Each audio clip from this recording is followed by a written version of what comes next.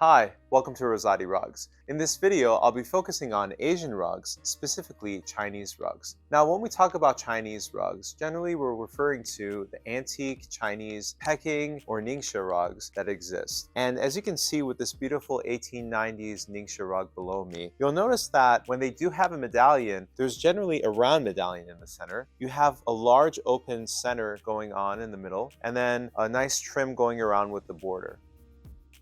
Now, referring back to certain Asian elements within Chinese rugs, you can see this type of a bonsai tree going on throughout the rug in various different areas.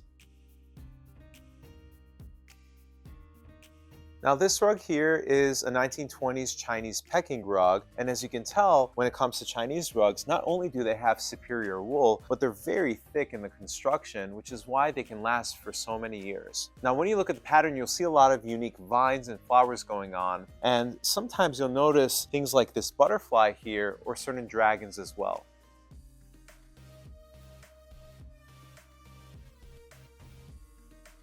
If you enjoyed watching this video, please like, share, and subscribe to our YouTube channel at Rouzati Rugs.